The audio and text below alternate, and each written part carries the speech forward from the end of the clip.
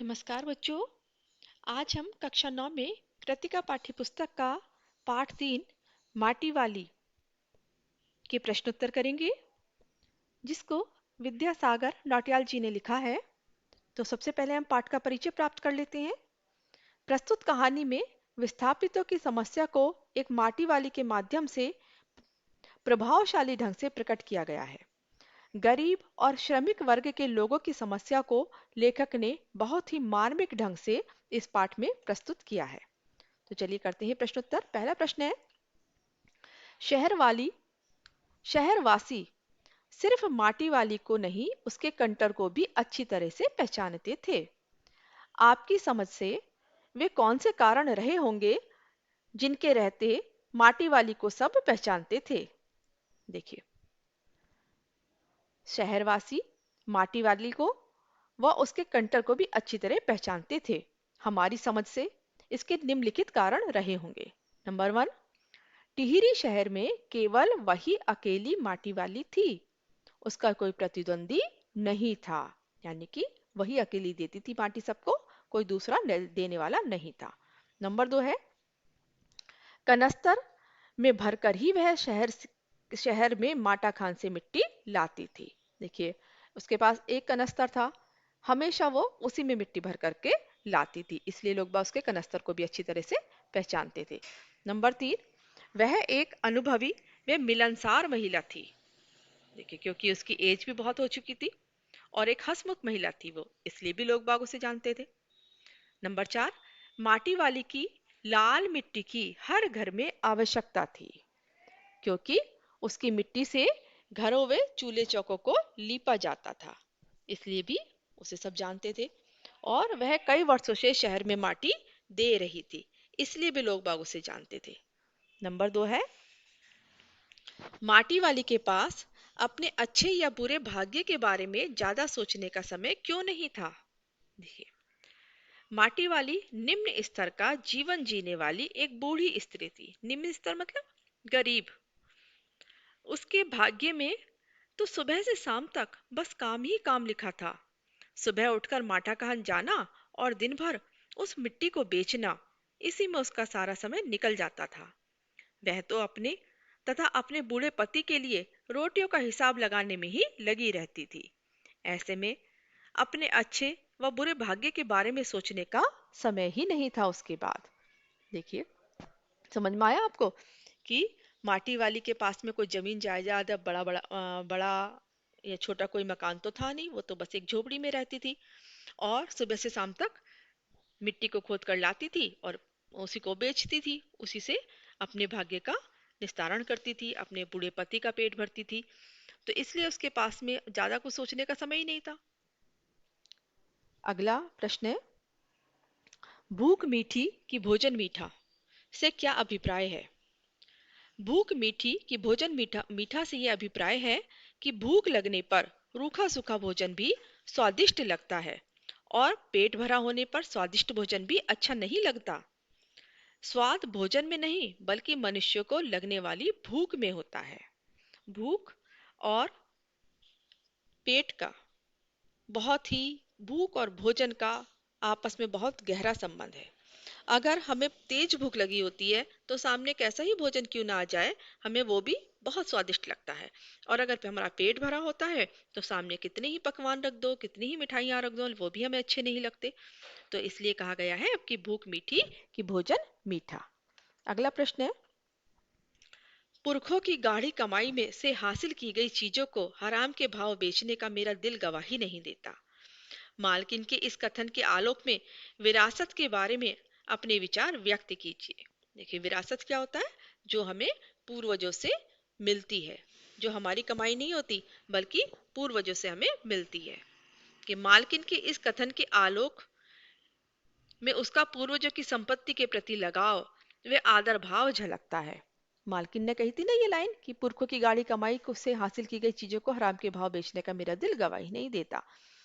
तो इससे क्या पता लगता है कि मालकिन अपने पूर्वजों से बहुत प्यार करती है और उनका आदर करती है।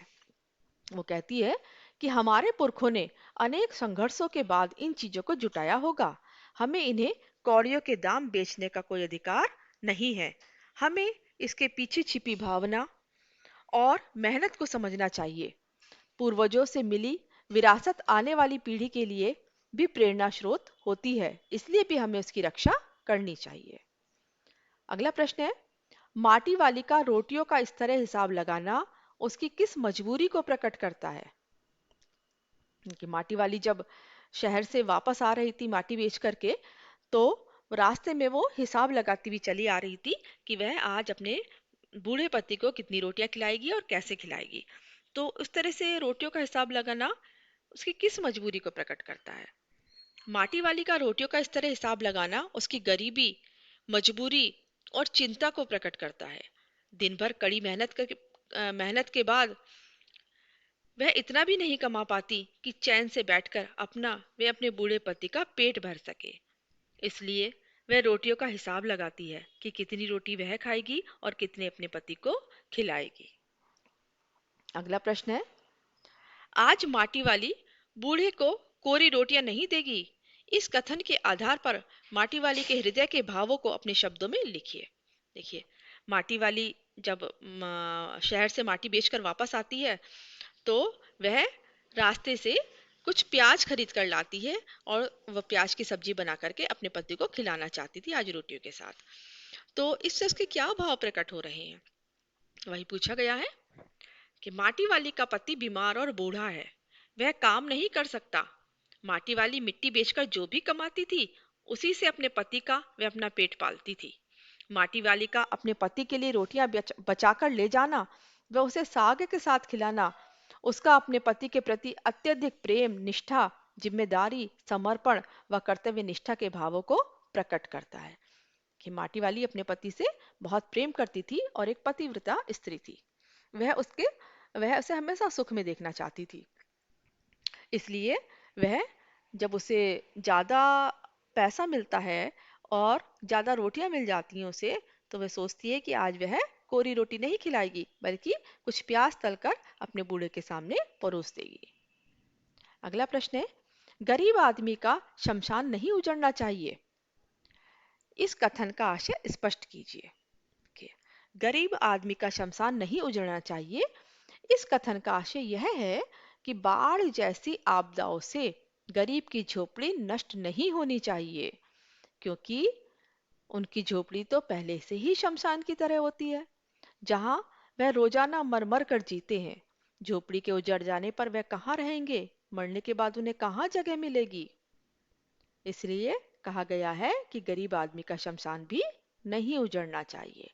देखिए बच्चों, जब बंध रहा था टिहरी में नदी पर, तो वहां से लोगों को विस्थापित किया जा रहा था, दूसरी जगह स्थापित किया जा रहा था।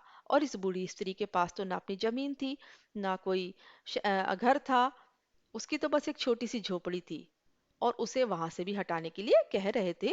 तो इसके मुख से अपना आप ही निकल जाता है कि गरीब आदमी का तो शमशान भी नहीं उजड़ना चाहिए, कि मेरी इस झोपड़ी को भी हटा देंगे तो मैं कहाँ जाऊंगी, अपने बूढ़े पति को कहाँ रखूंगी। और जब उसका पति मर जाता है, तो वो है उसकी आंखों में आंसू आ जाते हैं कि मैं इसको कहाँ दफनाऊंगी, मेरे पास तो कोई जगह है ही नहीं। अगला है, विस्थापन की समस्या एक भयंकर समस्या है, इस समस्या का समाधान कैसे हो सकता है? तर्कपूर्ण उत्तर दीजिए। देखिए, नदियों पर बांध बनाए जाने के परिणाम स्वरूप हजारों परिवारों को अपनी जमीन व घरों को छोड़ना पड़ता है। सरकार उनकी जमीन व घरों को तो कब्जा लेती है, लेकिन उनके विस्थापन की ओर ध्यान नहीं देती है, उनका स्थापित करने की ओर ध्यान नहीं देती है। विस्थापन का अर्थ है किसी स्थान पर बसे हुए लोगों को वहां से बलपूर्वक जबरदस्ती हटाना और कुछ मुआवजा या जगह देकर उन्हें दूसरी जगह स्थापित कर देना। आज विकास के नाम पर गांव के गांव खाली करवा लिए जाते हैं। लोगों के सामने घर व रोजगार की समस्या उत्पन्न हो जाती है। इस समस्या के समाधान के लिए सरकार को चाहिए कि विस्थापित लोगों को रहने के लिए घर बनाकर दे, वे कुछ पैसा नगद जरूर दे, जिससे कि वह नया रोजगार शुरू कर सके और अपनी दिनचर्या को चला सके, अपना जीवन निर्वाह कर सके। तो बेटा, आपको समझ में आ गए होंगे मेरे ये प्रश्न उत्तर। अगर आपको मेरा ये वीडियो अच्छा लगे और मेरे समझाए हुए प्रश्न उत्तर समझ में आए, तो मेरे चैनल को सब्सक्राइब करिए, शेयर करिए, लाइक करिए। नमस्ते, खुश रहिए।